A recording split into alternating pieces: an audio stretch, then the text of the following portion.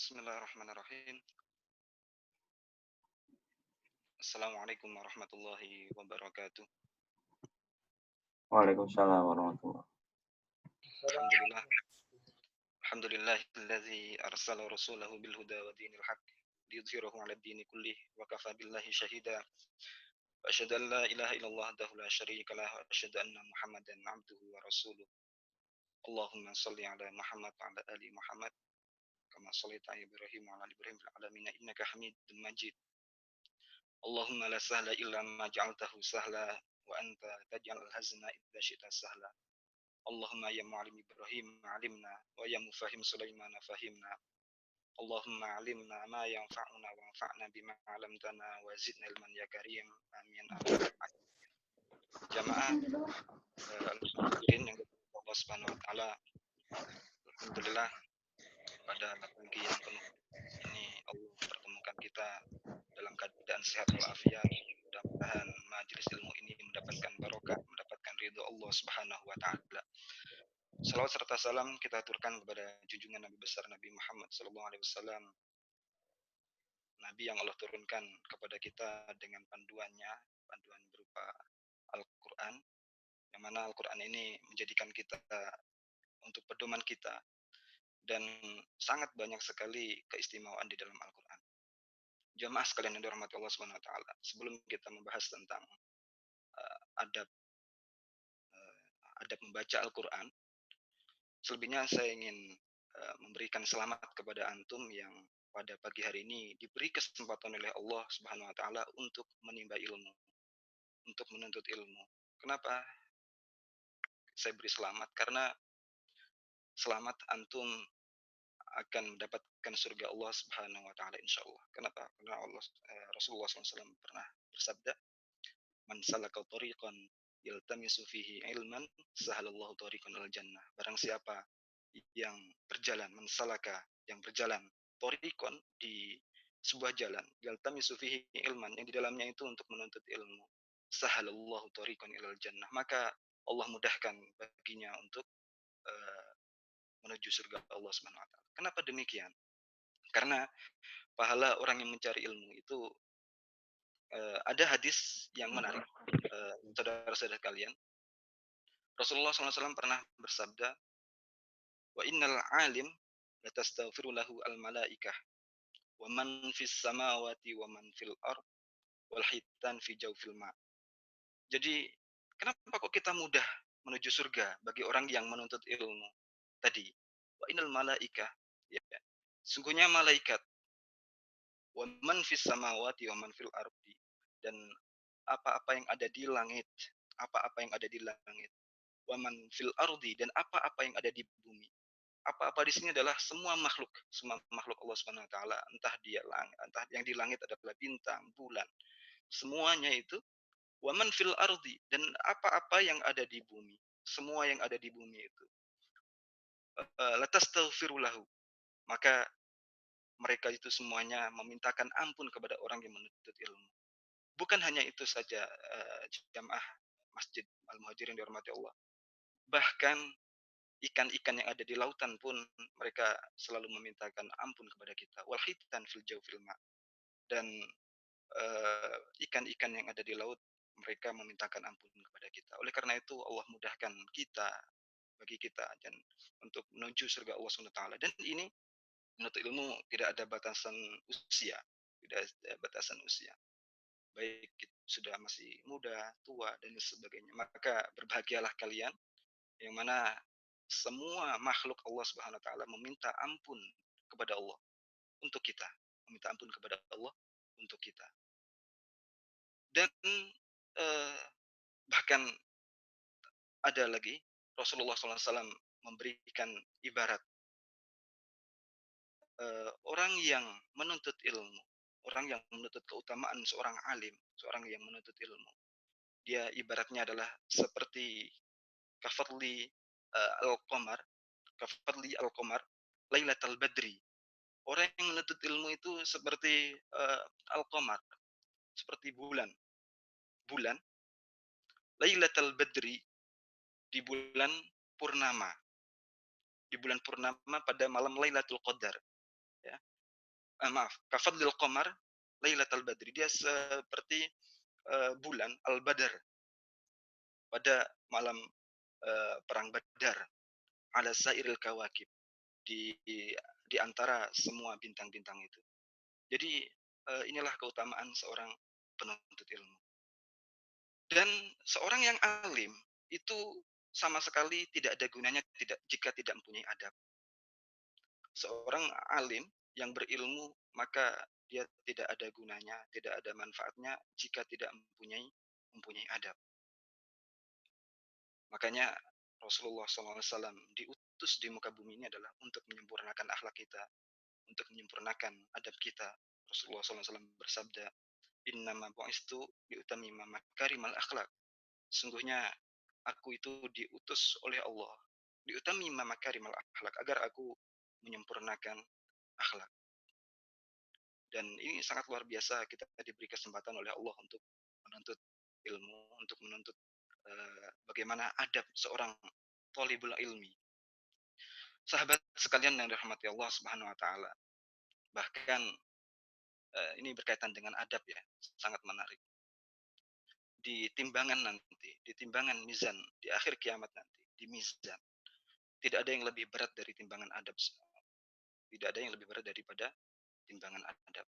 Jadi ya adab itu makanya adab qoblal ilmu, adab dahulu baru kemudian ilmu. Dan alhamdulillah kita mempelajari adab membaca Al-Qur'an. Kalau adab adab itu ada berbagai banyak ya, adab kepada orang tua, adab kepada guru, adab kepada teman, saudara, dan semuanya itu ada adabnya, termasuk adab kepada Al-Qur'an.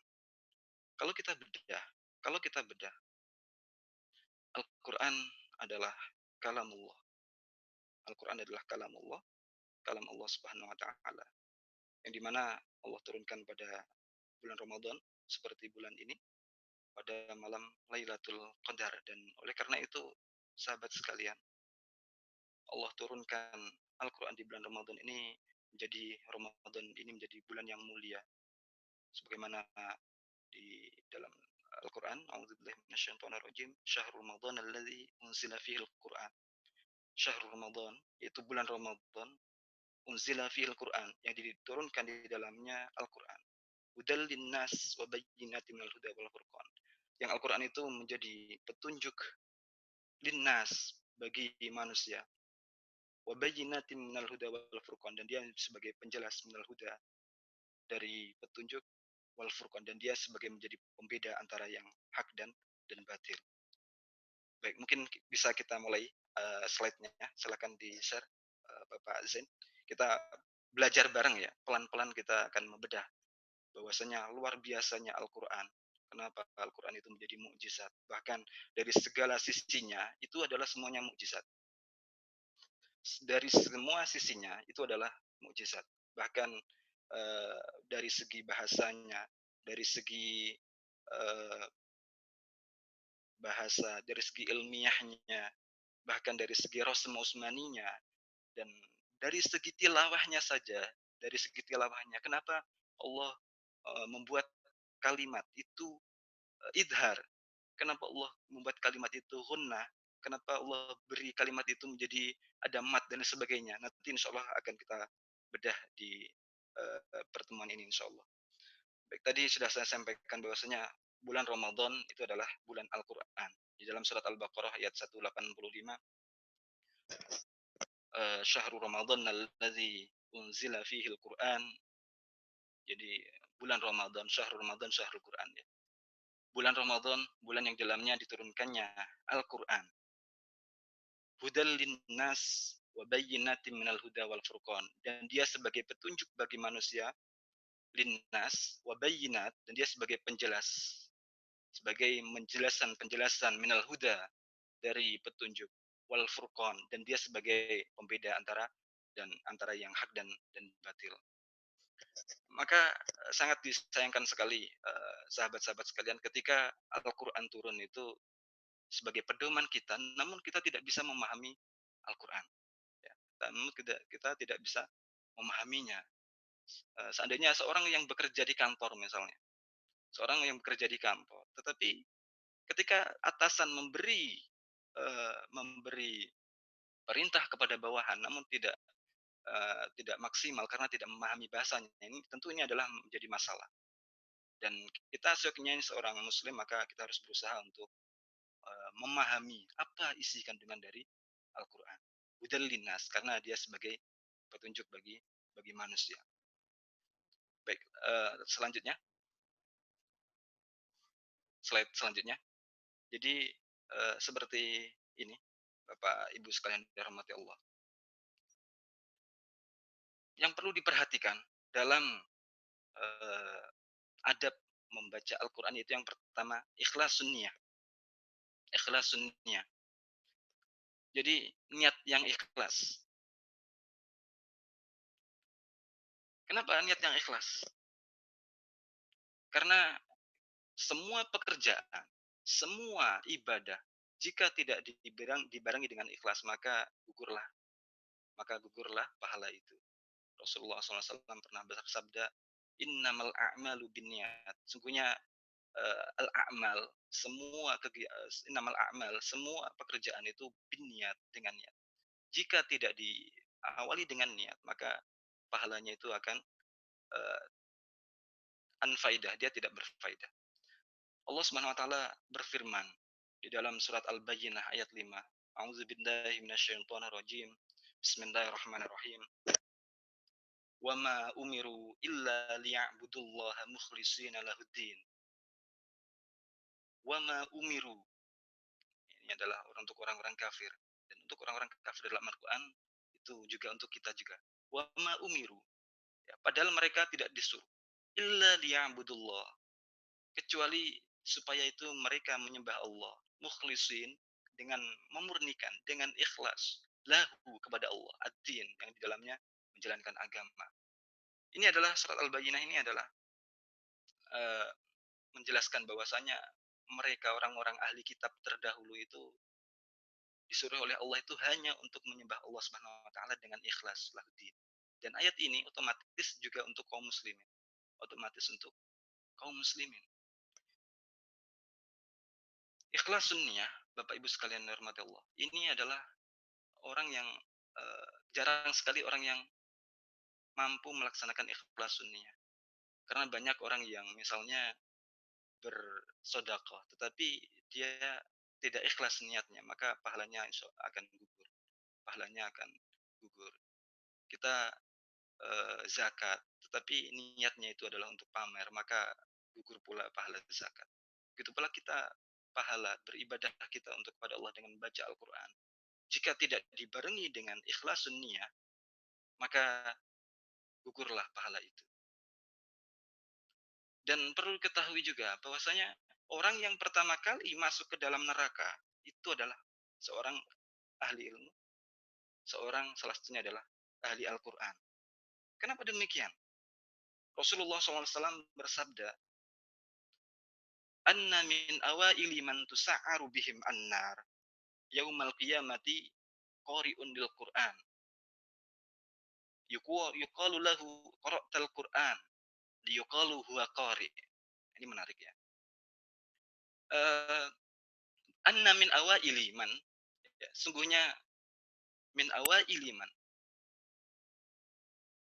salah satu orang yang pertama, salah satu orang-orang yang pertama kali tusa'aru bihim annar, yang dinyalakan dengannya itu api neraka, yaumal qiyamati, pada hari kiamat, qari'un bil Qur'an, yaitu adalah orang yang membaca Al-Qur'an. Jadi api neraka itu menyala-nyala. Itu salah satu bahan bakarnya itu adalah manusia. Manusianya adalah seorang pembaca Al-Qur'an. Kenapa demikian?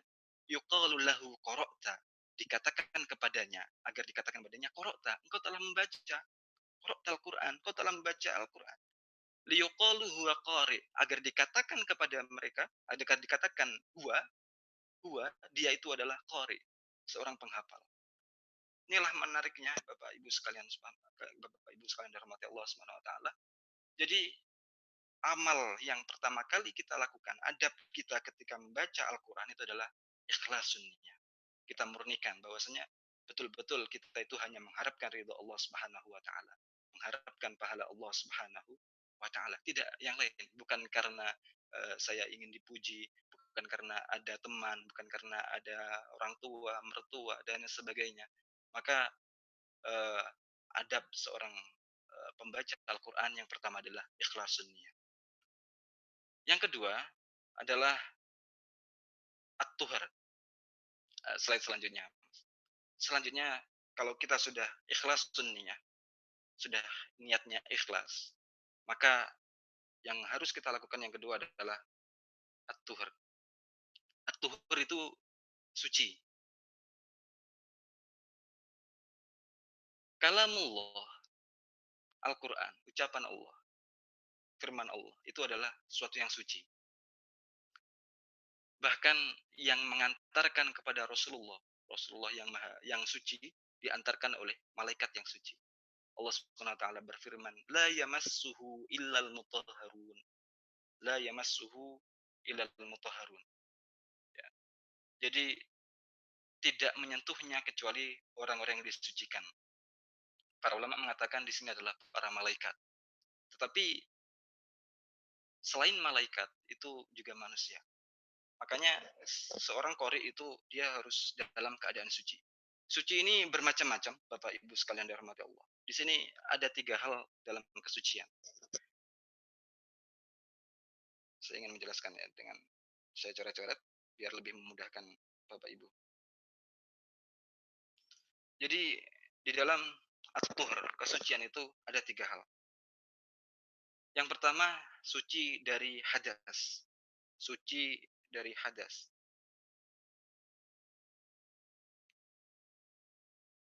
Yang kedua, suci dari najasah. Suci dari najasah. Yang ketiga, at-tahir yang ketiga di sini adalah al-mu'min. Maka adab seorang penuntut, orang yang membaca Al-Quran, itu ada 3 hal ini yang harus diperhatikan. Dia harus suci. Suci yang pertama adalah dia harus suci dari hadas. Entah dia hadas besar ataupun hadas kecil. Yang kedua, suci dari najasah. Dia bersih dari najis. Tidak ada kotoran, tidak ada kotoran hewan, tidak ada ini. Dan ini salah satu adab kita. Kemudian, suci yang ketiga adalah at-tahir, yang ketiga adalah al-mu'min. Suci yang ketiga adalah al-mu'min. Yang boleh memegang Al-Quran itu hanyalah orang yang beriman. Maka ada 3 hal ini ya, Bapak Ibu, yang perlu diperhatikan dalam membaca Al-Quran. Pertama adalah harus suci. Suci dari hadas, hadas kecil. Kalau Imam Syafi'i tidur itu membatalkan wudhu, maka bagi orang yang ketiduran, maka segeralah dia wudhu, kemudian baru membaca Al-Quran. Bagi orang yang hadas besar, maka baginya tidak boleh membaca Al-Quran. Bagi orang yang junub, maka tidak boleh baginya memegang Al-Quran sekaligus membaca Al-Quran. Ya, bagi orang yang junub, maka tidak boleh membaca Al-Quran, tidak boleh, dan memegangnya pun tidak boleh. Dan kedua, tadi najasah, dia harus bersih dari najis. Bersih dari najis. Dan yang ketiga adalah at-tahir, yang ketiga adalah al-mu'min. Al-mu'min, seorang mukmin. Jadi orang kafir non muslim maka tidak boleh menyentuh Al-Qur'an. Innal musyrikina innama al-musyrikuna najasun. Sungguhnya orang-orang musyrik itu adalah najis. Maka tidak boleh memegang Al-Qur'an, tidak boleh masuk masjid, tidak boleh. Bahkan ayat ini berkaitan dengan bahwasanya mereka itu tidak boleh memasuki Masjidil Haram karena mereka adalah najis, tidak suci. Ini 3 hal berkaitan dengan kesucian. Maka Bapak Ibu perhatikan, maka jangan sekali-kali ketika lupa tadi, seperti ini, ada masalah lagi. Misalnya, jika kita lupa, apakah tadi saya sudah dalam keadaan wudhu atau tidak? Maka agar tidak bimbang, maka jawabannya adalah kita sudah punya wudhu, maka kita dalam keadaan suci. Kenapa? Karena al-mu'min at-tahir, bahwasanya seorang mukmin itu adalah suci. Bahkan Rasulullah SAW bersabda, "Inni karihtu an azkurullah azza wa jalla illa ala tuhrin." Inni karihtu an azkurullah azza wa jalla illa ala tuhrin. Bahkan aku tidak menyukai. Inni karihtu, aku tidak menyukai an azkurullah, dalam keadaan berzikir kepada Allah azza wa jalla illa ala tuhrin, kecuali dalam keadaan suci. Rasulullah pun tidak menyukai menyebut nama Allah. Dan menyebut nama Allah kalau di dalam Al-Qur'an itu pasti dia akan menyebut nama Allah. Karena uh, afdhalu dzikri, afdhalu dzikri Al-Qur'an. Sebaik-baik zikir itu adalah Al-Qur'an. Apapun itu ya, pasti kalau kita membaca Al-Qur'an itu zikir. Kita menyebut Allah Subhanahu wa taala di dalamnya. Maka Rasulullah tidak suka ketika ia menyebut nama Allah itu kecuali dalam keadaan suci. Baik, Bapak Ibu sekalian yang dirahmati Allah. Jadi yang pertama tadi ikhlasun niyah, dia harus betul-betul memurnikan niatnya. Dan yang kedua adalah at-tuhur, harus dalam keadaan suci. Kita perhatikan itu ya. Baik, selanjutnya mungkin uh, kita sudah niatnya sudah ikhlas. Kemudian kita sudah dalam keadaan suci, sudah berwudu, maka yang perlu diperhatikan uh, yang ketiga, adab dalam baca Al-Quran yang ketiga adalah istiqbalul kiblat, menghadap kiblat. Kenapa menghadap kiblat? Rasulullah SAW bersabda, akramul majalis mastaqbala bihi al-kiblah. Jadi majelis, akramul majalis, uh, majelis yang paling mulia, mastaqbala bihi al-kiblah, yaitu majelis mastaqbala bihi yang menghadap al-kiblata, menghadap kiblat. Baik. Jadi kiblat itu menjadi ini ya, menjadi majelis yang paling yaitu arah yang paling mulia bagi majelis ilmu apapun itu, bukan hanya dalam keadaan sholat ya, termasuk dalam keadaan belajar, dalam keadaan majelis ilmu dan lain sebagainya. Dan perlu Bapak Ibu ketahui, kita menghadap kiblat, apa definisi kiblat itu apa? Definisi kiblat itu adalah uh, kiblat. Kiblat itu adalah arah. Kiblat itu adalah arah. Kalau misalnya arah kiblat kita itu mana? Arah kiblat itu, kalau perhatikan ini ya. Ini Mekah misalnya. Ini Ka'bah. Ini Ka'bah. Maka arah kiblatnya orang yang ada di Masjidil Haram itu adalah Ka'bah.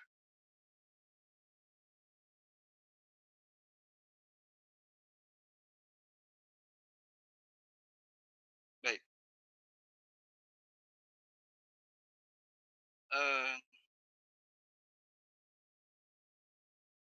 Kemudian, kalau orang yang lebih luas lagi, orang yang di Masjidil Haram, orang yang di Mekah misalnya, maka kiblatnya itu adalah Masjidil Haram. Ini banyak orang yang belum memahaminya. Kalau orang yang di Saudi, skala yang lebih besar, ini Saudi, maka masyarakat yang ada di Saudi itu kiblatnya itu adalah ke Mekah. Kalau orang yang ada di Indonesia, yang ada di dunia, maka kiblatnya itu adalah Saudi. Jadi kalau kita berada di Indonesia, itu arah kiblatnya itu adalah Saudi. Meskipun tetap kiblat kita adalah Ka'bah, tapi arah kiblat kita itu adalah daerah Saudi. Jadi cukup kita menghadap ke arah Saudi saja. Dalam hal sholat pun juga demikian. Jadi, eee, kalau misalnya saya mengarah ke barat ini ya, ini saya dalam posisi misalnya, ini barat barat, ini Indonesia, maka arah kiblat kita adalah mengarah ke Mekah, ke Saudi. Tidak harus lurus ke Mekah, tetapi kita cukup mengarahkan ke arahnya saja. Kita sudah mengarah ke sini, maka sudah mengarah ke kiblat. Sini juga mengarah ke kiblat ya. Kenapa demikian? Karena Allah Subhanahu wa taala berfirman, "Fawalli fawalli wajhaka syatrul masjidil haram."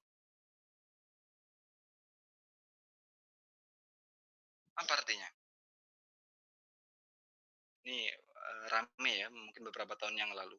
Bahwasanya kalau kita sholat itu harus menghadap kiblat dan harus lurus betul-betul mengarah ke Mekah, ke Ka'bah itu kurang tepat. Kenapa? Karena ini di dalam surat Al-Baqarah, "Fawalli wajhaka syatrul masjidil haram." Fawalli, mengarahlah kalian. Wajhaka, ya, arahkanlah wajhaka, wajah kalian. Syatrul masjidil haram. Syatrul masjidil haram. Syatr itu artinya adalah jihah. Jihah itu artinya arah Bapak Ibu. Al-Masjidil Haram mengarah ke Masjidil Haram. Jadi mengarah ke Masjidil Haram. Ini adalah perintah bagi orang-orang yang ada di sekitar Saudi. Orang-orang yang di Saudi itu kiblatnya itu adalah betul Ka'bah. Tetap kiblat kita utamanya adalah Ka'bah, tetapi mengarah ke arah saja. Al-jihah, syatr itu arah. Jadi kita tidak, jadi Islam itu mudah, jangan dipersulit ya. Islam itu mudah, tidak harus betul-betul lurus ke arah kiblat, tetapi cukup ke arahnya saja. Masjidil Haram, mengarah ke Masjidil Haram. Jadi Bapak Ibu sekalian dirahmati Allah, salah satu adab kita ketika membaca Al-Qur'an, ketika belajar, ketika apapun itu dalam hal kebaikan, itu adalah menghadap ke kiblat. Baik. Selanjutnya, eee, yang keempat, al-isti'adzah minasyaiton. Al-isti'adzah minasyaiton. Apa itu? Membaca ta'awudz minasyaiton, dari setan. Ta'awudz itu meminta eee, penjagaan dari Allah, meminta penjagaan dari Allah. A'udzubillahi minasyaitonir rajim. Ini penting Bapak Ibu. Kenapa? Allah Subhanahu wa taala telah memerintahkan kita ketika membaca Al-Qur'an di dalam surat An-Nahl ayat 98. Fa idza qara'tal Qur'ana fasta'id billahi minasyaitonir rajim. Fa idza qara'tal Qur'ana fasta'id billahi minasyaitonir rajim. Apabila kamu membaca Al-Qur'an, hendaklah kamu meminta perlindungan kepada Allah dari syaitan yang terkutuk. Jadi syaitan itu tahu Bapak Ibu bahwasanya eh, salah satu hubungan kita dengan Allah, salah satu interaksi kita dengan Allah itu adalah membaca Al-Qur'an. Tapi setan tahu, maka mereka berusaha menjauhkan kita dari Allah Subhanahu wa taala. Oleh karena itu, fa idza qara'tal Qur'an fasta'id billahi minasyaiton ar-rajim, dari setan yang terkutuk. Al-isti'adzah dan ta'awud. Lalu kemudian bisa jadi kita setelah ta'awud bismillah. Bismillah. Kemudian kita membaca bismillah. Bismillah itu ketika di awal surat saja ya. Di awal surat. Ketika di pertengahan kita cukup dengan membaca ta'awud saja. Lalu menariknya Bapak Ibu, di dalam surat An-Nahl ini, dalam surat An-Nahl, fa idza qara'ta, fa idza qara'ta, jika engkau membaca, anta, engkau, dalam Al-Qur'an itu adalah Rasulullah sallallahu alaihi wasallam. Rasulullah, engkau. Engkau wahai Rasulullah, fa idza qara'ta Al-Qur'an, engkau wahai Rasulullah jika membaca Al-Qur'an, fasta'id billahi minasyaitonir rajim. Maka memintalah penjagaan Allah, ya, minta perlindungan kepada Allah minasyaitonir rajim, dari setan yang terkutuk. Rasulullah sallallahu alaihi wasallam, ya, Rasulullah saja itu sudah jelas beliau adalah suci. Setan pun takut kepada Rasulullah, ya. Setan pun takut kepada Rasulullah. Lalu bagaimana dengan kita?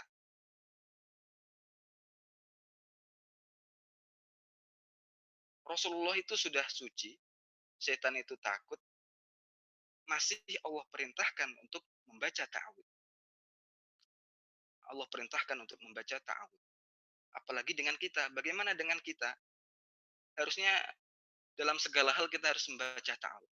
Dalam segala hal. Ya. A'udzubillahi minasyaitonirrajim.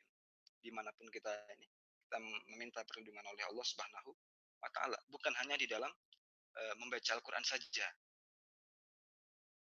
Uh, bisa jadi kita ketika meminta perlindungan Allah dengan doa lain adalah bukan hanya dalam baca Al-Qur'an, ya. Dalam bismillahi la yadurru bismillahi bismillahilladzi la yadurru ma'asmihi syai'un fil ardi wala fis sama' wa huwas samiul alim. Ini adalah juga meminta perlindungan kepada Allah dari dengan nama-nama Allah Subhanahu wa taala. Jadi yang keempat, adab kita membaca Al-Qur'an yaitu membaca ta'awud. Membaca ta'awud. Rasulullah saja yang sudah dipastikan kesuciannya, setan sudah takut, masih Allah perintahkan untuk berta'awud, apalagi kita. Maka siapalah kita, masih banyak dosa. Maka setan pun suka dengan kita. Oleh karena itu Allah perintahkan kita untuk membaca ta'awud. Baik. Tadi apa saja ya? Ikhlasunnya, mengikhlaskan niat, kemudian at-tuhur, itu dalam keadaan suci, kemudian istiqbalul kiblat, menghadap kiblat, kemudian al-isti'adah, sudah menghadap kiblat, kemudian al-isti'adah minasyaiton, kita berta'awud. Lalu kita mulai membaca Al-Qur'an. Mulai membaca Al-Qur'an. Ini adalah adab ketika membaca Al-Qur'an. Kalau tadi adab sebelum membaca Al-Qur'an yang harus diperhatikan. Sekarang adalah adab membaca Al-Qur'an. Adab yang harus diperhatikan adalah yang pertama adalah tartil. Bapak Ibu, ya. Membaca Al-Qur'an itu harus tartil.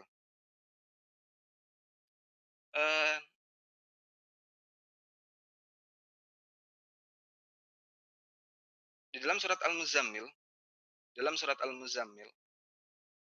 ayat 4, warattilil Qur'ana tartila. Warattilil Qur'ana tartila. Dan bacalah Al-Qur'an tartila, dengan perlahan-lahan. Ketika membaca Al-Qur'an, kita pelan-pelan saja, Bapak Ibu. Jangan terburu-buru. Ya, membaca Al-Qur'an dipahami, ditadabburi. Kenapa kok Allah pilih kata seperti itu? Ya. Jadi tartil, apa itu definisi tartil? Tartil itu adalah bacaannya pelan. Bacaannya pelan. Lalu dia memperhatikan huruf dan makna. Ya.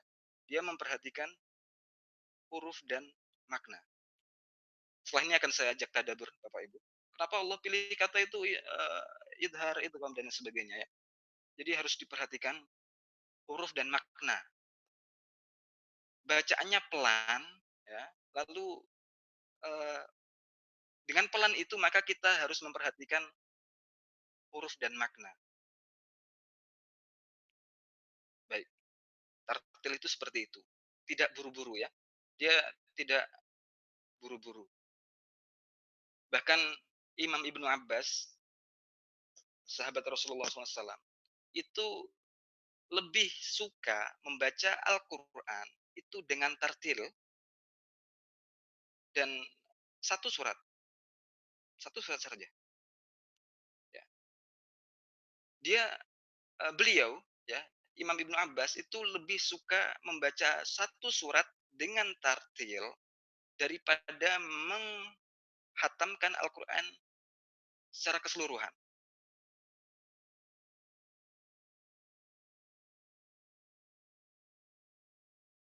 Imam Ibnu Abbas mengatakan, "La an aqra suratan urattiluha ahabbu ilayya an aqra Al-Quran kullah." Jadi aku itu lebih menyukai membaca satu surat dan aku membacanya dengan tartil, habu ilayya, itu lebih aku sukai. An aqra Al-Quran kullah, daripada aku itu membaca Al-Quran semuanya 30 juz, kemudian uh, dia tidak memperhatikan hurufnya, tidak memperhatikan maknanya, tidak sempat mentadaburinya, nah, maka sia-sia saja Bapak Ibu ya. Betul, tetap mendapatkan pahala, tetapi dia tidak mendapatkan kesempurnaan, tidak mendapatkan kesempurnaan. Maka tujuan tartil itu adalah hudurul qalbi. Hudurul qalbi, dia menghadirkan uh, menghadirkan hati ketika membaca itu pelan. Ini apa ya maknanya ya? Wa kamalul ma'rifah. Dia betul-betul kamal, sempurna al-ma'rifah pengetahuannya. Jadi ada dua tujuan. Dua tujuan bacaan tartil itu adalah menghadirkan hatinya kita ketika membaca Al-Quran itu hadir hatinya. Kemudian yang kedua itu adalah tadi kamalul ma'rifah. Kamalul ma'rifah itu adalah sempurnanya pengetahuan. Sempurnanya pengetahuan karena dia betul-betul memahami maknanya pelan-pelan. Kalau tidak bisa membaca Arabnya, maka bacalah tafsirnya pelan-pelan ya. Karena seperti itu lebih para sahabat disukai ya. Para sahabat lebih menyukai yang demikian uh, daripada menghatamkan Al-Quran 30 juz tetapi sama sekali tidak mengetahui maknanya, tidak mengetahui artinya, tidak mentadaburinya, apalagi mengamalkannya. Oleh karena itu adab kita kalau membaca itu tartil, pelan-pelan ya, tartil pelan-pelan. Dan juga tartil itu dia ini banyak sekali makna tartil ya. Saya akan mengungkapkan makna tartil ini. Tartil itu dia juga mempunyai makna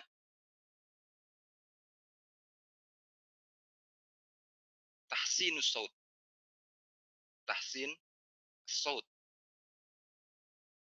Tahsinus saut. Apa itu tahsinus saut? Tahsinus saut adalah memperbagus suaranya. Memperbagus suaranya. Tadi sudah memperhatikan hurufnya, sudah memperhatikan makhorijul hurufnya, bacaannya, tajwidnya, ya, tahsin. Dia memperbagus as-saut, suaranya. Karena kenapa demikian? Karena Rasulullah itu beliau sangat suka sekali ketika para sahabat itu membaca Al-Quran dengan suara yang baik, suara yang bagus ya. Rasulullah SAW bersabda, "Zayyinu Al-Quran bi aswatikum." Hiasilah Al-Quran bi aswatikum dengan suara-suara kalian. Maka kalau kita membaca Al-Quran itu pelan, dengan bacaan yang indah. Meskipun kalau suara kita nggak indah, ya paling tidak semaksimal kita. Kita membacanya semaksimal kita bahwasanya oh ini sudah indah menurut saya. Ya. Jadi meskipun menurut orang lain nggak indah, tapi kita usahakan semaksimal mungkin. Bacaan itu adalah indah. Ya. Lalu perhatikan bawahnya. Rasulullah SAW bersabda, Innallaha yuhibbu an yukra'a al-Qur'anu kama unzila. Innallaha sesungguhnya Allah yuhibbu, Allah itu suka an yukra'a Al-Qur'an. Ketika Al-Qur'an itu dibacakan kama unzila, kama unzila, sebagaimana Al-Qur'an itu diturunkan. Maksudnya bagaimana? Sesungguhnya Allah menyukai bacaan Al-Quran sebagaimana diturunkan. Al-Quran Allah turunkan misalnya eee, makhorijul hurufnya itu harus tepat, makhorijul huruf, ya. Ketika kita membaca Al-Quran, maka an yuqra'al Quran kama unzila, maka makhorijul huruf, makhorijul huruf harus kita perhatikan. Perhatikan bagaimana cara pengucapannya so, pengucapannya do, apa bedanya eee, bo dengan do, ini penting. Lalu bacaan panjang pendek, lalu bacaan panjang, mat biasa, ini mat tabi'i, kemudian mat wajib, mat jaiz, perhatikan itu. Karena Allah menyukai, eee, Al-Quran dibaca seperti bagaimana Al-Quran itu diturunkan. Karena Al-Quran diturunkan melalui malaikat Jibril, tentu, eee, bacaannya itu betul-betul seperti malaikat Jibril, seperti Rasulullah SAW. Allah suka dengan seperti itu, ya. Maka Bapak Ibu sekalian, kalau belum bisa membaca Al-Quran dengan baik dan benar, silakan ikut tahsin dan lain sebagainya. Kenapa? Karena Allah menyukai baca Al-Quran itu sebagaimana pertama kali Al-Quran itu diturunkan. Saya ingin membedah di sini, membedah kepada teman-teman bahwasannya mukjizat itu, mukjizat itu dalam Al-Quran, ya, Al-Quran itu banyak sekali mukjizatnya. Dari segala sisinya itu adalah mukjizat. Dari segi misalnya ada mukjizat tarikh. Tarikh Tarikh itu adalah sejarah. Di dalam Al-Qur'an ada banyak sekali yang berkisah tentang masa lalu, ya, bagaimana kehidupan Zulkarnain, kehidupan Ya'juj Ma'juj, kehidupan Nabi Adam, ya. Dan ini tidak ada kitab yang lengkapnya kecuali sedetail itu kecuali Al-Qur'an. Maka Al-Qur'an itu dia tarikhi, mukjizatnya adalah segi tarikh. Ada lagi mukjizatnya itu adalah al-ilmi, ya, al-ilmi. Apa itu ilmi? Ilmiah,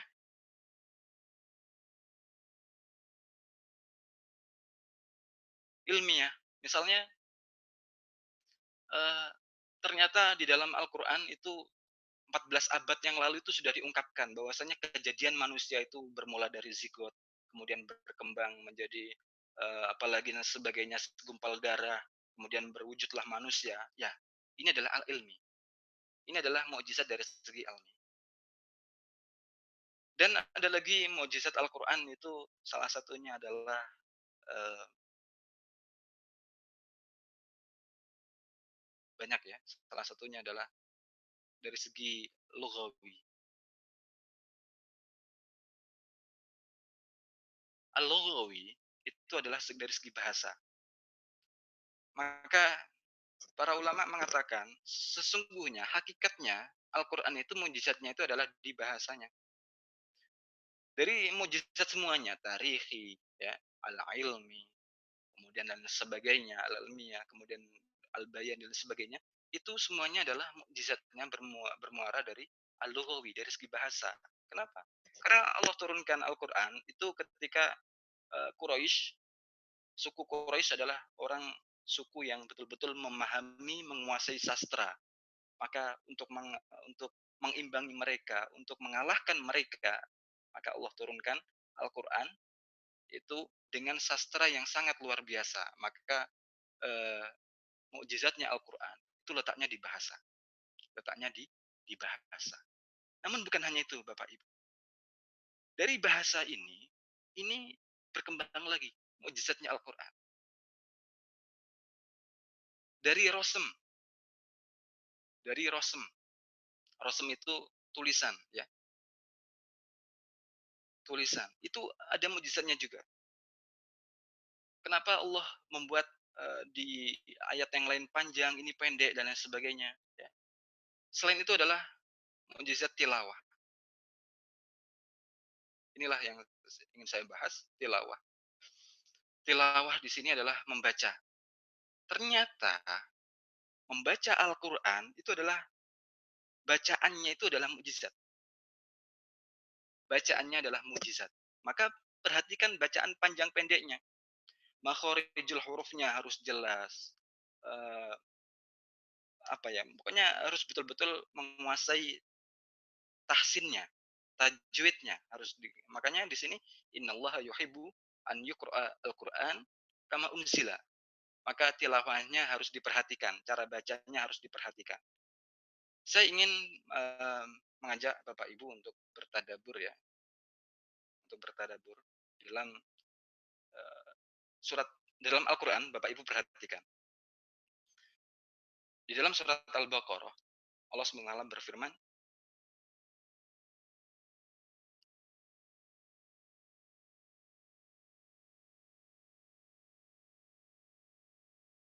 "Was-sama was-samaa'a binaa'a," ya, "was-samaa'a binaa." Baik, ini mukjizat Bapak Ibu. Mukjizatnya ini disebut kalau kita mempelajari ilmu tajwid ini disebut dengan mat wajib mutasil. Ya. Mat ini disebut dengan mat wajib mutasil. Ini pula. Baik. Dalam Al-Quran, mat wajib mutasil seperti ini itu mempunyai makna bahwasanya kalau ada seperti ini, itu adalah sesuatu yang agung, yang besar, sesuatu yang agung yang besar, ya. Dan wassama abina dan wassama langit, langit itu sesuatu yang besar yang menurut kita itu adalah kecil, langit itu adalah besar. Wassama abina dan Allah jadikan langit itu adalah binaa, dia sebagai atap. Atapnya luar biasa. Bina ini adalah sesuatu yang agung juga. Kenapa? Karena Allah jadikan langit itu sebagai atap yang tanpa tiang dan ini ciptaan Allah yang sangat luar biasa. Maka di dalam Al-Qur'an kalau ada seperti ini, Bapak Ibu harus betul-betul baca panjang ya. Mat wajib mutasil. Bukan hanya ini saja. Pokoknya kaidahnya, saya beri kaidah, kalau ada mat wajib seperti ini, itu mempunyai makna agung dan besar dan sangat luar biasa. Lalu di dalam surat An-Nazi'at, di dalam surat An-Nazi'at, فَإِذَا جَاءَتِ الطَّامَّةُ الْكُبْرَى, ya. فَإِذَا جَاءَتِ الطَّامَّةُ الْكُبْرَى. At-Tammah al-Kubra.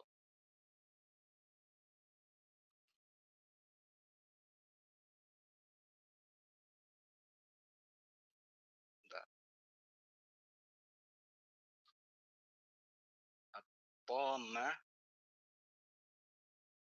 al-Kubra. Ini adalah uh, mat juga. Kalau tidak salah ini adalah, tolong dikoreksi ya. Ini adalah mat lazim musaqqal. Kenapa mat lazim musaqqal? Karena uh, mat lazim musaqqal ada mat seperti ini, kemudian setelahnya ada tasjid. Fa idza ja'atit tammatul kubra. Ada mat seperti ini panjang. Kelihatan ya, Bapak Ibu ya. Fa idza ja'atit tammatul kubra. Kalau ada seperti ini, maka tadi kaidahnya adalah suatu agung yang besar. Ketika faida ja'atit thamah, ketika datang at-thamah al-kubra, malah petaka besar kiamat, ya. Kiamat kubro. Dan kiamat kubro sini adalah tiupan, tiupan apa? Tiupan yang kedua. Tiupan yang kedua. Baik. Tiupan yang kedua itu adalah kiamat. Maka peristiwa kiamat itu adalah peristiwa yang sangat agung, yang sangat luar biasa. Faiza ja'atit tamatul kubra, dan ketika datanglah kiamat al-kubra. Baik, ini menarik. Kalau makanya harus diperhatikan bacaan panjang pendeknya. Lalu muncul pertanyaan, lalu di dalam surat Al-Qari'ah yang bersama ya, Al-Qari'ah itu juga kiamat. Al-Qari'ah, Al-Qari'ah, mal Qari'ah, wa ma adraka mal Qari'ah ya. Al-Qari'ah, hari kiamat. Al-Qari'atu. Lalu kenapa di hari kiamat yang surat Al-Qari'ah ini tidak ada bacaan mad lazim musaqqalnya, tidak ada Al-Qari'ah, kok tidak ada seperti ini? Kenapa? Ini beda konteks, Bapak Ibu. Konteksnya adalah bahwasanya kalau yang atas tadi at-Thamah al-Kubra, kiamat kehidupan skala yang besar itu adalah menggambarkan kejadiannya bagaimana kiamat itu terjadi, ya. Maka eh, kalau Al-Qari'ah itu adalah sekedar mengingatkan, sekedar eh, nggak kelihatan orang. Baik. Jadi Al-Qari'ah dia di sini hanya sekedar mengingatkan.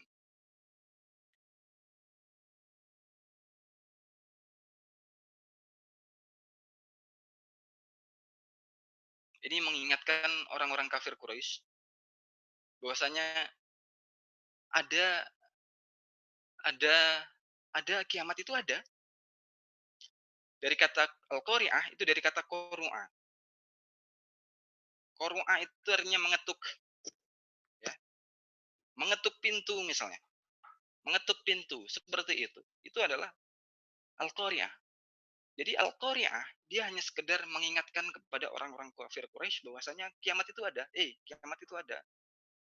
Hanya untuk agar mereka itu ingat, agar mereka tahu bahwasanya ada kiamat. Tetapi berbeda konteks dengan yang atas ini ya.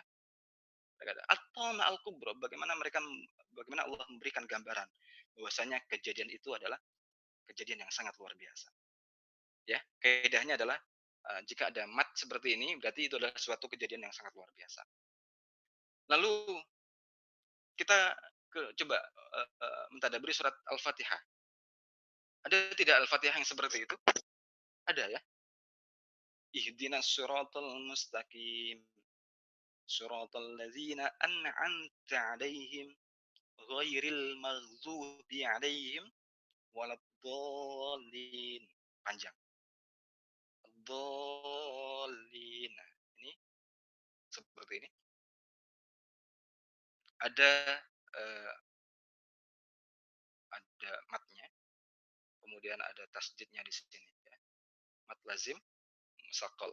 Karena setelah ada harokat ini ada tasdidnya ya. Eh,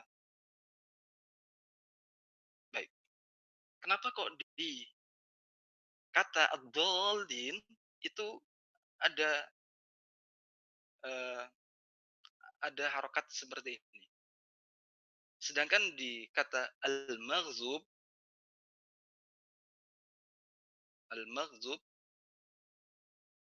tidak ada. Ad-dhallin adalah orang yang tersesat. Al-maghdub adalah orang yang dibenci. Maka para ulama mengatakan bahwasanya ad-dhalin yang ada harokat seperti ini adalah menunjukkan al-kasroh. Kasroh itu artinya banyak, Bapak Ibu. Kasroh. Kasroh itu artinya banyak. Maka orang yang tersesat, ad-dhalin di sini adalah, kalau banyak tafsir mengatakan di sini adalah Nasrani, dan selain Nasrani pula, al-maghdub yang dibenci di sini adalah Yahudi. Maka tepat sekali bahwasanya orang-orang Nasrani, orang-orang Yahudi itu, maaf, orang-orang Nasrani itu lebih banyak daripada orang Yahudi. Orang-orang yang tersesat, yang salah jalan itu lebih banyak daripada orang-orang yang dibenci. Maka menarik seperti ini, Bapak Ibu ya. Maka perhatikan bacaannya. Ini panjang harus dipanjangkan, pendek harus dipendekkan. Baik, ini dari segi bacaan panjang. Saya ingin mengulas juga tentang idhar dan idgham, ya. Idhar dan idgham dalam Al-Qur'an. Ini saya beri kaidah supaya Bapak Ibu ketika membaca Al-Qur'an betul-betul bisa mentadaburinya. Di dalam surat Al-Zalzalah, "Faman ya'mal mithqala dzarratin khairan yarah." Ya. "Faman ya'mal mithqala dzarratin khairan yarah." Kemudian ayat selanjutnya, "Wa man ya'mal mithqala dzarratin syarran yarah." Baik, kita tulis coba sebentar. Eh, Dzarratin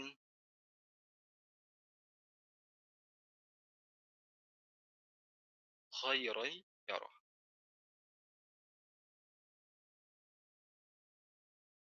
Kemudian ayat selanjutnya, misqala dzarratin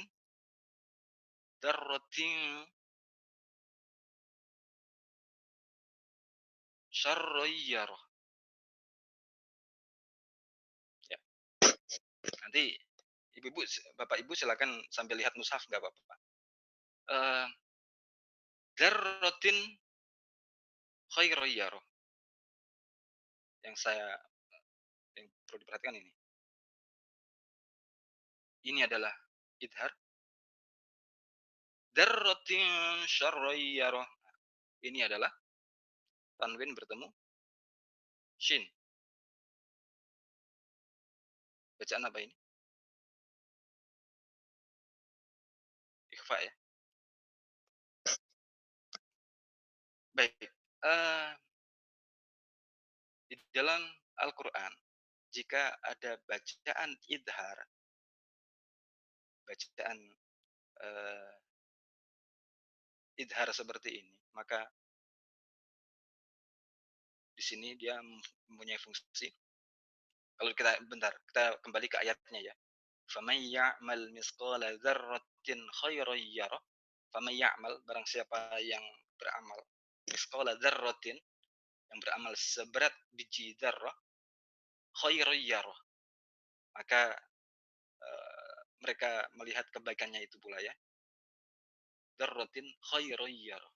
Wa man ya'mal misqala dzarratin syarran yarah. Dan barang siapa yang beramal dengan sebiji dzarrah keburukan, yarah, maka dia akan melihatnya. Namun perbedaannya, khairon, perhatikan, khairon di sini adalah kebaikan. Artinya ya, syarron, syarron ini adalah keburukan.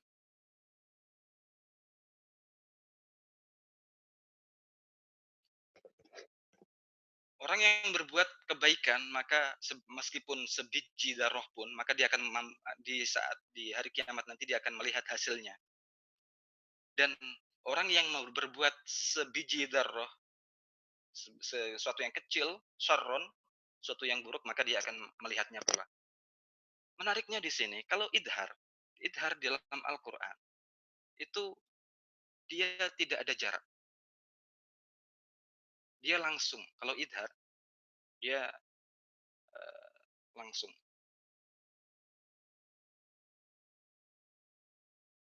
Tanpa jarak ya.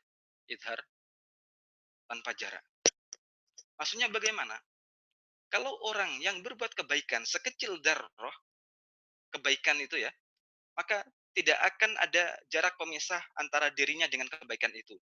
Jadi orang yang berbuat kebaikan itu akan selalu menempel, ya. Dia akan selalu menempel dengan kebaikan itu. Tidak terpisah, tidak ada jarak sama sekali. فَمَن يَعْمَلْ مِثْقَالَ ذَرَّةٍ خَيْرًا يَرَهُ. Lalu فَمَن يَعْمَلْ مِثْقَالَ ذَرَّةٍ شَرًّا يَرَهُ. Ini kebalikan dari idhar, ikhfa. Kalau berbeda kalau ini. Dzarratin syarran yarah. Ini panjang tadi ya. Ada bacaan dengungnya. Ikhfa, samar. Seperti itu. Maka ketahuilah kalau semacam itu, maka wujud masafah, dia ada jarak. Bagi orang yang berbuat Iya. buruk, bagi orang yang berbuat buruk, itu ada jarak antara dia dengan keburukan itu.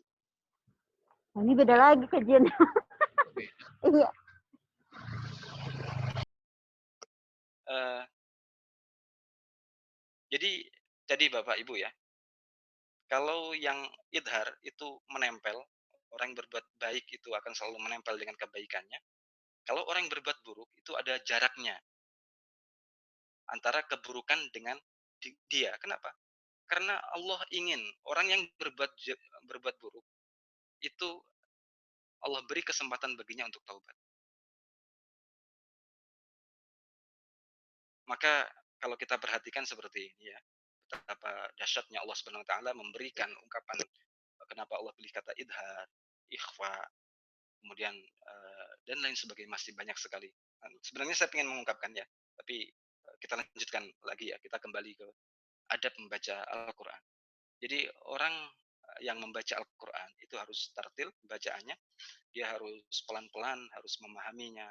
Nah, kenapa demikian? Karena Allah mencintai ketika Allah suka ketika Al-Qur'an itu dibaca seperti bagaimana Al-Qur'an itu diturunkan kepada uh, Nabi Muhammad SAW. Maka perhatikan bacaannya, karena di balik bacaannya itu, makhorijul hurufnya, uh, tajwidnya, itu adalah mukjizat Allah Subhanahu wa Ta'ala. Baik, Bapak Ibu, kalau ada waktu nanti kita perdalam lagi. Lanjut ya. Itu adalah bagaimana adab membaca Al-Quran. Kemudian adab yang keenam adalah tadabbur. Adab yang keenam adalah tadabbur. Kalau sudah membaca Al-Quran, sudah tartil, maka apa yang langkah selanjutnya? Adab kita adalah bertadabbur. Perintah tadabbur sebagaimana di dalam surat Muhammad ayat 24. A'udzubillahi minasyaitonirrajim. Afala yatadabbaruna al-Qur'an am 'ala qulubin aqfaluha. Afala yatadabbaruna al-Qur'an. Maka apakah mereka itu tidak memperhatikan Al-Qur'an? Am 'ala qulubin aqfaluha. Ataukah hati mereka itu terkunci? Jadi kalau orang yang tidak mau bertadabbur itu berarti dia masih ada kunci dalam hatinya. Baik, ada pertanyaan dari Salak Musab? Baik, kita lanjutkan dulu ya pertanyaan nanti ya. Baik, yang keenam adalah tadabbur ya.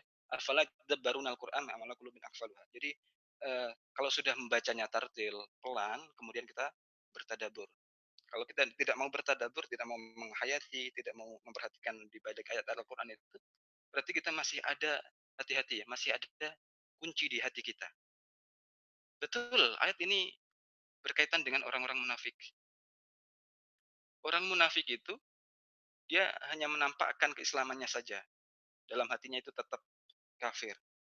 Maka mereka itu ada kuncinya, di hatinya itu masih terkunci, terbelenggu, maka mereka tidak mampu untuk mentadabburi Al-Qur'an. Afala yatadabbaruna Al-Qur'an. Apakah mereka tidak memperhatikan Al-Qur'an? Maka kita seorang mukmin, adab kita membaca Al-Qur'an itu adalah bertadabbur. Karena kenapa?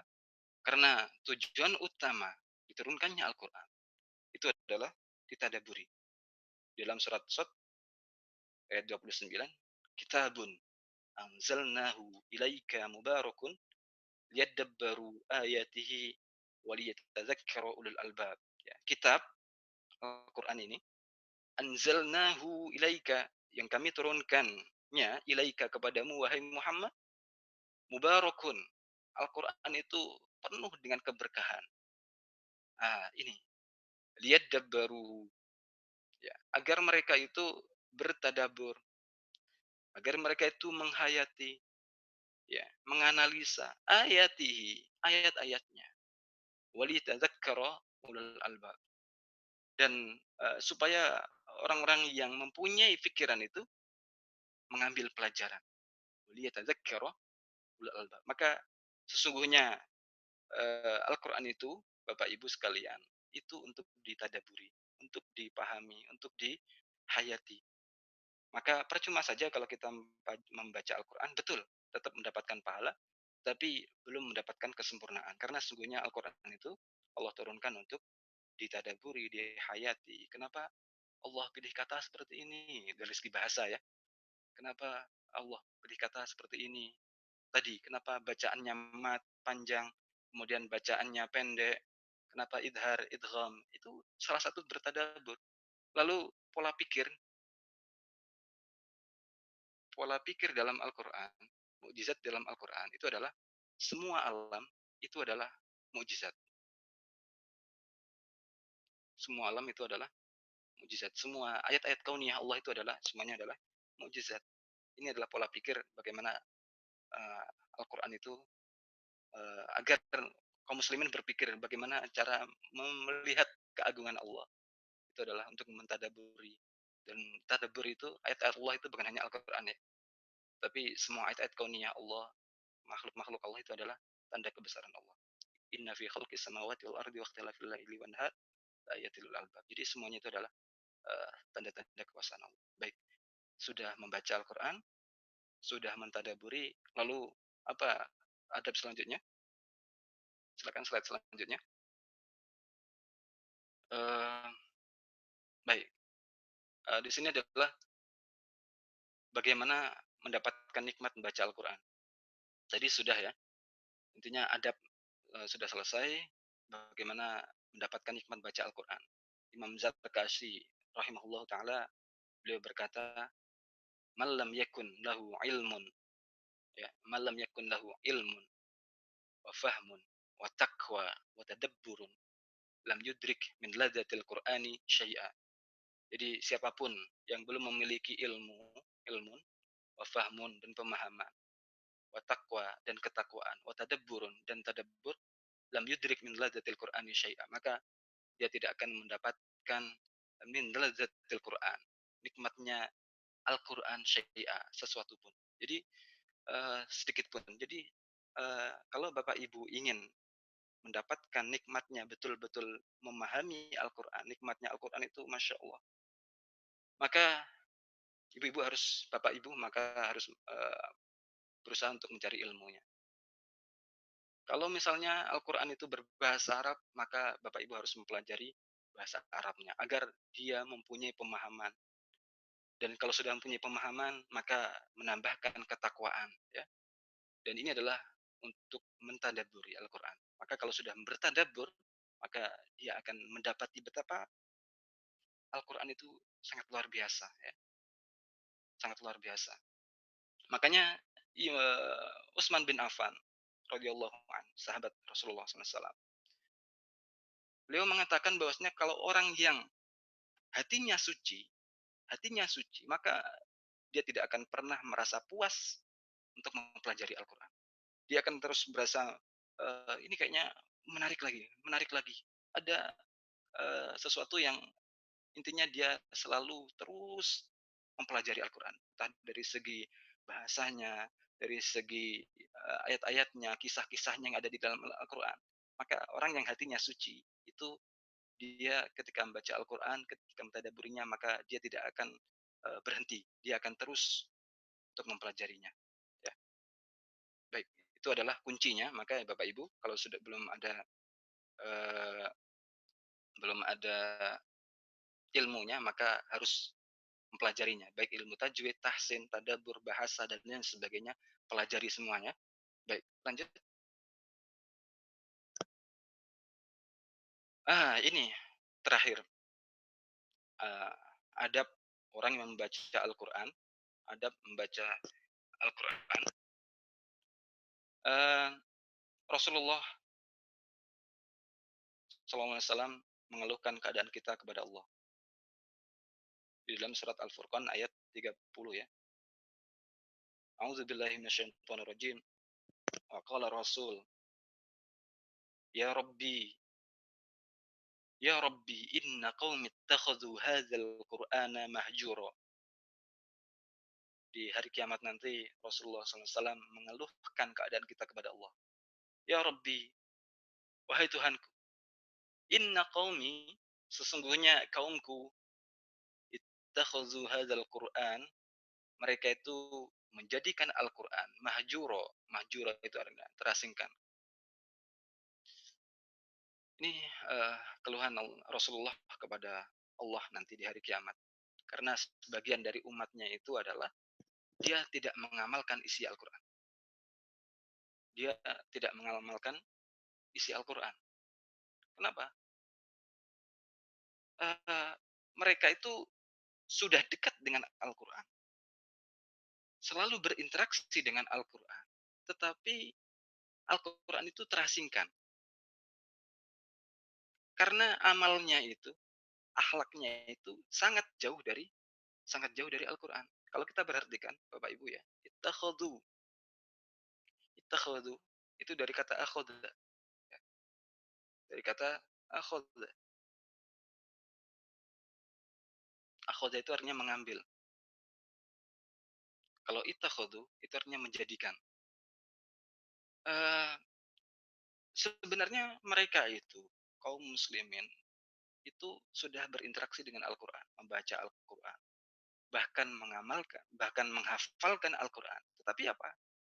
Al-Quran itu terasingkan. Kenapa kok bisa? Mahjuro, kenapa? Tadi, karena akhlaknya jauh dari Al-Quran. Karena dia tadi, di awal tadi ya, karena dia tujuannya itu karena tidak ikhlas. Tidak ikhlas sunniyah. Agar disebut sebagai qori misalnya. Agar disebut sebagai hafid, al-hafid, dan sebagainya. Ini bahayanya penyakitnya seorang yang qori, seorang hafid itu ya. Jadi harus betul-betul diikhlaskan niatnya itu karena Allah Subhanahu wa taala dan mengamalkan isi Al-Qur'an. Jadi percuma saja kalau seorang yang membaca, menghafal tetapi perilakunya itu sangat jauh di dalam Al-Qur'an. Ini sangat banyak sekali ya hari ini ya. Sangat disayangkan. Oleh karena itu ibu-ibu, bapak ibu yang punya anak ya, sudah menghafal Al-Qur'an sudah menghafal Al-Qur'an sudah. Maka ajaklah anak-anak Bapak Ibu sekalian untuk berusaha memahaminya Al-Quran. Memahami, pertama adalah memahami. Memahami Al-Quran. Salah satunya adalah untuk memahami Al-Quran adalah dengan bahasa Arab ya. Dari bahasa. Karena kalau dari sudah memahami tadi, kalau sudah faham, maka mereka akan mentadaburinya, memahaminya, dan mereka menghayatinya. Lalu terakhir tujuannya adalah mengamalkannya. Amal. Seperti inilah para sahabat ketika mereka belajar kepada Rasulullah, meminta dibacakan ayat Al-Quran, maka mereka itu tadi tartil. Mereka meminta bacaan 10 ayat saja. 10 ayat mereka betul-betul berusaha untuk membacanya dengan bacaan tartil, kemudian dipahaminya, kemudian ditadaburinya, baru mengamalkan. Baru mengamalkan. Jadi itu kurikulum kita bagaimana betul-betul menjadi ahli Al-Quran.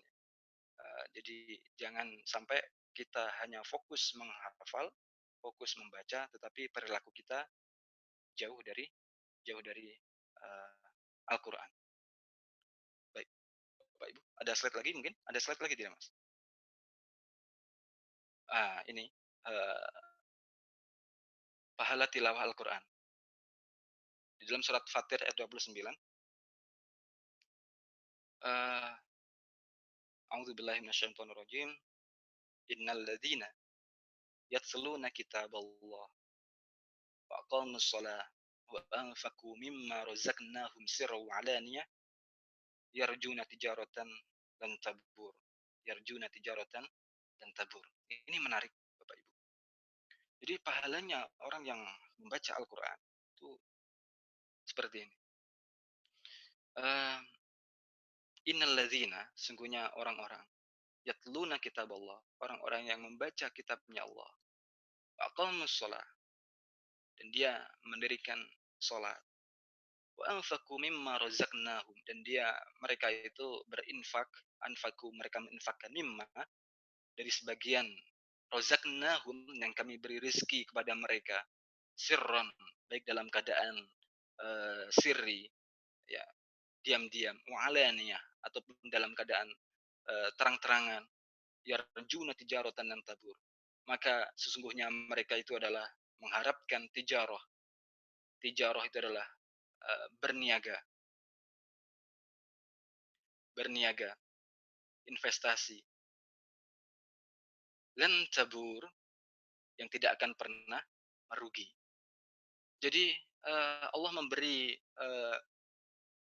memberikan contoh bahwasanya orang yang membaca Al-Qur'an itu sebenarnya investasi. Investasi kita dengan Allah, ya, investasi bersama Allah. Kalau kita investasi, kita berniaga, kita berjualan antara manusia, itu pasti ada opsi laba ataupun rugi. Bisa jadi kita rugi, bisa jadi kita untung. Namun kalau kita berinvestasi, kita berniaga dengan Allah, ada jaminan Allah Subhanahu wa taala, lan tabur, tidak akan pernah merugi sama sekali. Maka Bapak Ibu sekalian dirahmati Allah, eee, perbanyaklah kita membaca Al-Qur'an, perbanyaklah kita mendirikan sholat dan berinfak ya. Anfaku mimma razaqnahum, baik infak kita diam-diam ataupun dengan terang-terangan ya, tapi tidak riya. Maka sesungguhnya mereka yang seperti ini itu adalah berniaga dengan Allah. Maka kalau kita berniaga dengan Allah, tidak akan merasakan kerugian sama sekali. Lan jabur, ya, kalau dalam bahasa Arab lan itu adalah peniadaan untuk selamanya. Lan jabur, dia peniadaan selamanya. Maka sama sekali tidak akan pernah merugi. Baik Bapak Ibu sekalian yang dirahmati Allah, itu adalah adab-adab kita membaca Al-Qur'an. Jadi adabnya sudah kita perhatikan. Kalau sudah membaca Al-Qur'an tetapi tidak diamalkan, berarti dia tidak beradab juga. Jadi kalau sudah membaca Al-Qur'an, diperhatikan, kemudian lalu diamalkan, itulah betul-betul adab seorang ahli ilmu, ahli qori, ya, pembaca Al-Qur'an. Baik, mungkin cukup sampai sini. Mudah-mudahan Baik, diberkahi Ustaz. Allah. Lalu Baik, ada Ustaz. Jazakallahu khairan, Ustaz. Saya coba menyampaikan pertanyaan sesuai urutan dan sesuai tema dulu, Ustaz ya. baik. Pertanyaan pertama mengenai bagaimana syariat dalam Islam jika seorang wanita sedang haid, apakah diperbolehkan atau tidak memegang dan membaca Al-Quran, serta masuk masjid walau hanya menemani anak yang sedang sholat di masjid. Mohon dijelaskan, Ustaz. Baik. Apa hukumnya orang haid membaca Al-Qur'an ya? Memegang dan membaca Al-Quran, Ustaz. Baca dan memegang Al-Qur'an. Para ulama berbeda pendapat, Bapak Ibu sekalian. Apa hukumnya seorang yang haid itu memegang dan membaca Al-Qur'an? Jumhur ulama jumhur ulama sepakat bahwasanya orang yang dalam keadaan hadas, sepakat, ini jumhur ya, tidak boleh memegang Al-Qur'an. Tidak boleh memegang Al-Qur'an. Orang yang hadas, baik hadas besar ataupun hadas kecil. Dan orang yang haid, maaf, kalau orang yang hadas besar, saya jelaskan yang lebih mendalam lagi ya, yang lebih luas. Orang yang junub, orang yang junub itu tidak boleh tidak boleh pegang Al-Qur'an, sekaligus tidak boleh baca Al-Qur'an. Tapi orang yang haid menurut Imam Syafi'i, madzhab Imam Syafi'i, itu tidak boleh memegang Al-Qur'an, tetapi dia boleh membaca. Dia boleh membaca saja karena mungkin khawatir, misalnya kalau seorang hafidhah, dia dalam keadaan haid, dikhawatirkan kalau dia hafalannya hilang, misalnya dia punya hafalan tapi khawatir hafalannya hilang, maka boleh baginya itu adalah membaca saja, tidak memegangnya. Dan mazhab Imam Syafi'i pula, orang yang haid itu tidak boleh memasuki masjid, tidak boleh memasuki masjid. Orang yang haid dilarang memasuki masjid karena tadi dia tidak suci, karena ada darah di dalamnya, maka tidak boleh memasuki masjid, tidak boleh memegang Al-Qur'an. La yamassuhu illal mutahharun. Itu mungkin Mas Bapak Zain. Baik, Ustaz. Terkait yang pertama juga Ustaz ini, saat untuk menghafal Al-Qur'an, menggunakan Al-Qur'an hafalan terjemahan, apakah harus memiliki wudhu Ustaz? Apakah harus dalam Eh, keadaan suci Ustaz? baik, ini khilaf juga Bapak Ibu.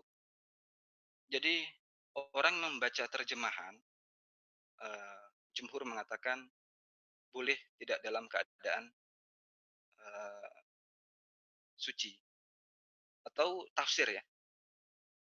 Tafsir itu para ulama mengatakan boleh tidak dalam keadaan suci. Kenapa? Karena ayatnya ayatnya itu, maaf, penerjemahannya, tafsirnya itu dia lebih banyak katanya daripada ayat Al-Qur'an. Maka otomatis dia bukan Al-Qur'an tetapi tafsir, ya. Tetapi adab kita sebagai thalibul ilmi, maka seorang pembaca Al-Qur'an, adab kita adalah usahakan betul-betul dalam keadaan suci. Tadi, la yamassuhu ilal mutahharun, yang tidak la yamassuhu, tidak memegangnya illal mutahharun, kecuali orang yang dalam keadaan yang disucikan, yang bersuci.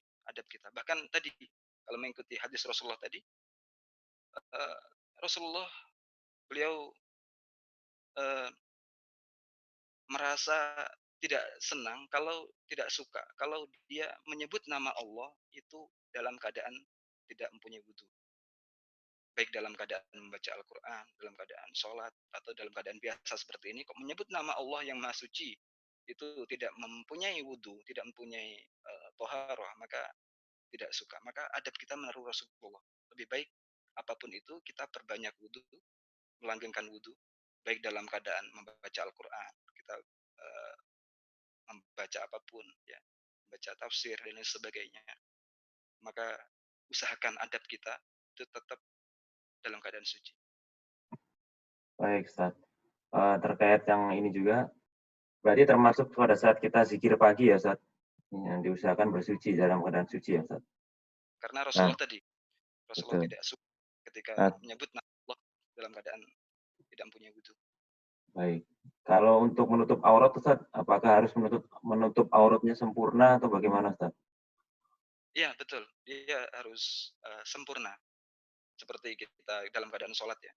Dia karena ini adalah ibadah hubungan kita dengan Allah, maka harus menutup aurat dengan sempurna. Baik Ustaz. Kemudian ketika sedang membaca Al-Quran, misalkan terputus karena berbicara dengan keluarga, apakah perlu ta'awudz kembali Ustaz? Apakah perlu? Membaca ta'awudz kembali Ustaz?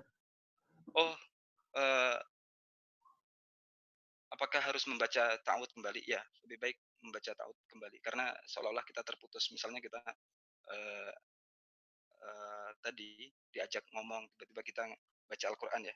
A'udzubillahi minasyaitonirrajim, baca Al-Quran. Kemudian kita ngobrol panjang lebar dengan orang lain, maka usahakan kalau kita mau baca lagi membaca ta'awud. Karena di sini faida qara'tal Al-Quran fasta'id billah. Faida qara'ta itu artinya adalah jika kamu ingin sebelum melakukan baca Al-Quran itu harus membaca ta'awud. Kalau terpisah seperti itu harus diulangi ta'awudnya. Baik Ustaz. Kemudian untuk kaidah penggunaan tajwid ijaz dan ikhfa tadi Ustaz, apakah berlaku untuk ayat-ayat lain atau Ustaz? Atau tergantung dengan konsep ayat tersebut Ustaz? Itu berlaku dengan ayat-ayat lain juga. Berlaku dengan ayat-ayat lain. Itu yang kaidah yang saya berikan ke Bapak Ibu sekalian adalah secara umum. Namun ada banyak sekali kaidah-kaidah yang lainnya. Ada kaidah-kaidah yang lainnya. Jadi seperti tadi, kalau ada mat panjang, dolin, atau matul kubara, dan wassama abina. Jadi seperti itu. Secara umum kaidahnya adalah dia mempunyai fungsi al-dhamah, dia agung, warif'ah, mulia, al-kasroh, dan dia banyak. Itu adalah kaidah secara umum. Namun ada beberapa kaidah lainnya, termasuk idgham, idhar. Kenapa Allah pilih kata qalqalah, ikhfa, dan sebagainya. Mungkin kalau ada kesempatan kita akan pelajarinya insya Allah. Jadi itu. Baik Ustaz. Terkait dengan bacaan tartil dan tadabbur Ustaz, ini ada yang bertanya tentang Khalifah Utsman menghatamkan Al-Quran 1 kali khatam dalam 1 kali sholatnya Ustaz. Bagaimana kaidahnya Ustaz dan seberapa lama Utsman dalam 1 kali sholatnya Ustaz? Bagaimana Utsman? dalam seberapa lama Ustaz dalam satu kali sholat itu membaca khatam Al-Quran? Baik, pasti tentunya para sahabat membacanya itu tidak dalam keadaan terburu-buru, tidak membaca tergesa-gesa, pasti membacanya pelan. Kalau hitung saja, kalau 30 juz dalam semalam, mungkin tidak, mungkin, sangat mungkin. Bacanya pelan, sangat bisa dipraktekkan itu, mungkin setelah Isya sampai subuh lagi ya. Bisa saja. Wallahu a'lam bagaimana prakteknya saya belum tahu, tapi pastinya bisa insya Allah karena sahabat sahabat pun sudah mempraktekannya. Dan dulu saya di pesantren juga demikian, tetapi nggak sampai 30 juz ya. Kita dalam semalam itu hanya 5 juz misalnya, hanya 5 juz itu dari Isya sampai hampir jam berapa ya, jam 10, jam 11. Dan itu pelan-pelan, nggak buru-buru. Baik Ustaz.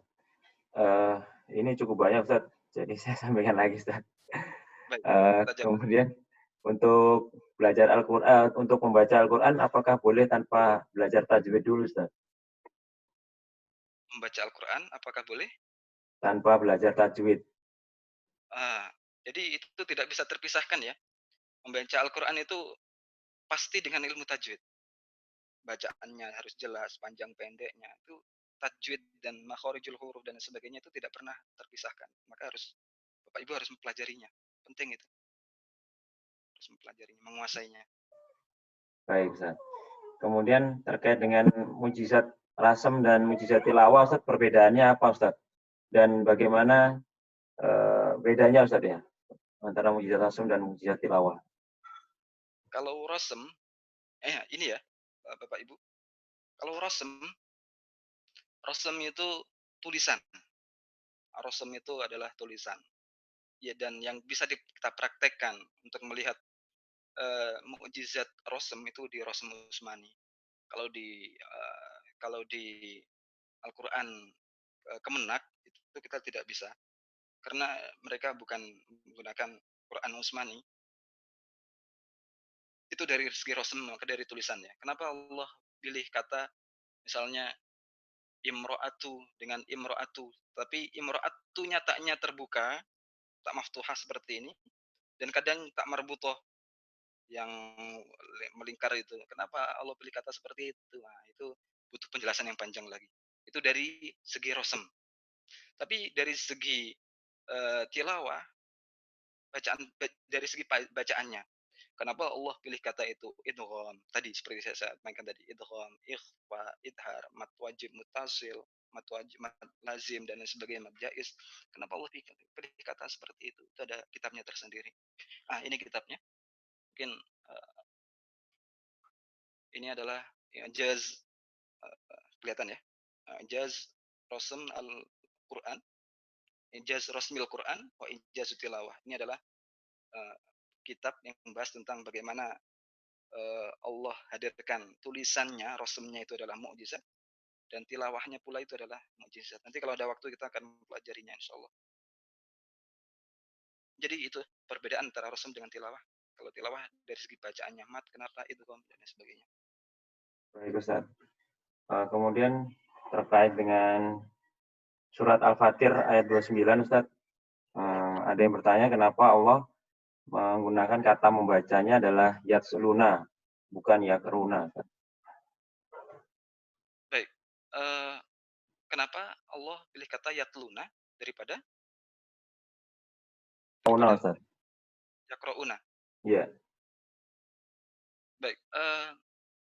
Yatsluna, ada sebagian ulama mengatakan perbedaan antara kiroah dengan yatsluna itu apa? Kalau yatsluna, ini sebagian para ulama ya. Yatluna itu membaca sekaligus melihat. Misalnya ini Al-Qur'an. Ini Al-Qur'an. Dan dia membaca sambil melihat. Membaca sambil melihat seperti ini. Ya, maka ini adalah yatluna. Lalu kalau yaqra'una, dia membaca meskipun tanpa melihat. Makanya lebih baik mana? Lebih baik membacanya itu sambil melihat atau meskipun kita hafal dengan menutup seperti ini? Mana yang lebih baik? Maka yang lebih baik adalah yatsluna, yang membaca sambil melihat. Karena banyak banyak kaidah, banyak faedahnya. Salah satunya adalah Al-Qur'an yang kita baca itu, kita melihat ini, mata kita akan menjadi saksi nanti di akhirat. Dan Al-Qur'annya itu akan pula menjadi saksi. Ya. Dan kalau hati kita bisa menghadirkan bacaan Al-Qur'an itu, maka hati akan menjadi saksi. Jadi semuanya akan menjadi saksi di akhirat nanti. Jadi lebih baik para ulama mengatakan apakah membaca Al-Qur'an itu dengan mushaf ataukah dia hafal tanpa mushaf, maka yang lebih baik para ulama sepakat bahwasanya meskipun dia hafal, lebih baik dia sambil melihat mushaf. Baik, Ustaz. Dan antara Eh, yatluna dan yaqra'una, dan ada perbedaan lainnya nanti. Baik. Kemudian ini yang mungkin pertanyaan terakhir, Ustaz, karena waktu Baik. juga.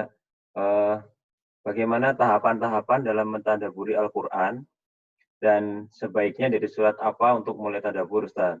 Karena seringkali dalam menghafal Al-Quran sulit untuk mendapatkan tadaburnya, terutama ketika ayat dibaca dalam sholat, begitupun dalam murojaah, Ustaz.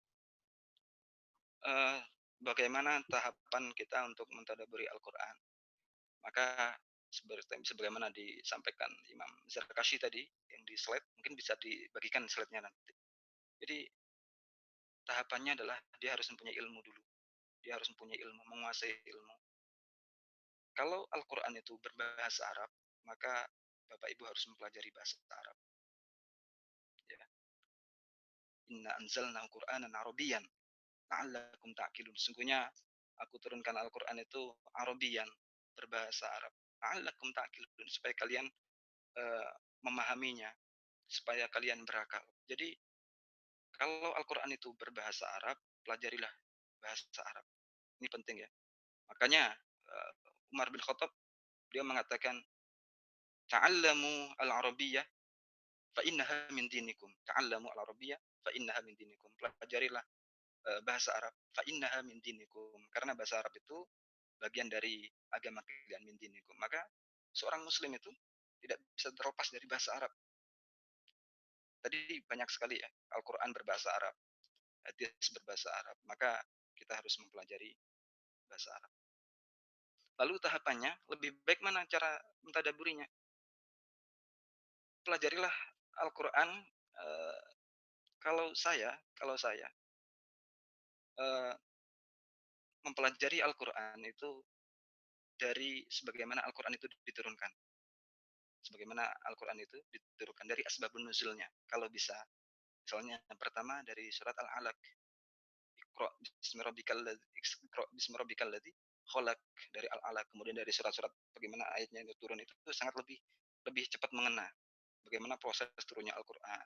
Bagaimana apa hikmah di baliknya. Jadi lebih baik kalau bisa itu seperti itu. Kalau tidak bisa, itu Bapak Ibu tematik saja. Misalnya,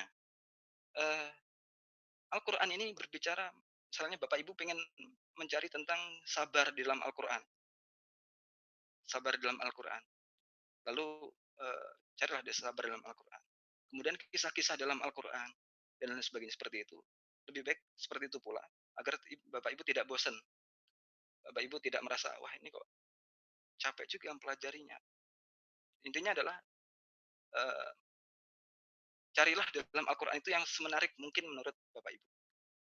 Makanya tadi Utsman bin Affan mengatakan, orang yang hatinya suci itu ketika membaca Al-Qur'an dan mentadabburinya, maka dia tidak akan pernah berhenti, dia akan terus-menerus mempelajarinya.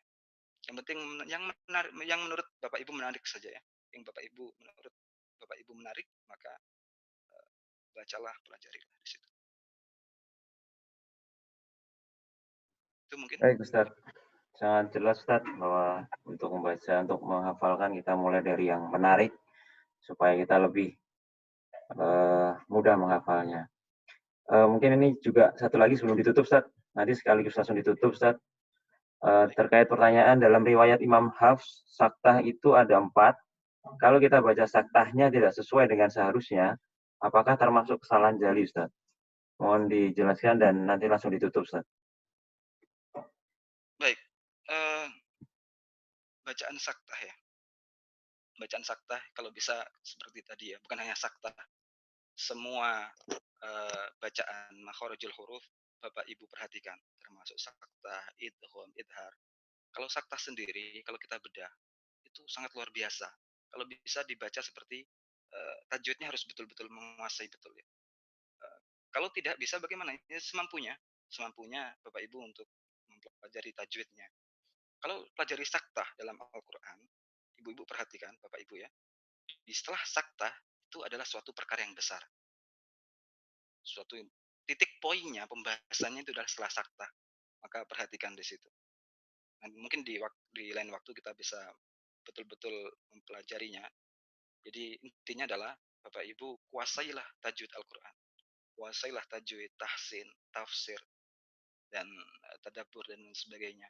Mumpung di bulan Ramadan, bulan yang penuh barokah ini, makanya saya ingin mengingatkan para sahabat semuanya pada umumnya itu ketika di bulan Ramadan ini mereka berhenti dari segala kegiatan, berhenti dari segala keilmuan yang dulunya misalnya majelis fikih, majelis ini mereka berhenti dan mereka akan fokus betul-betul memahami bacaan Al-Qur'an, memahami mempelajari tajwidnya, mentadabburinya.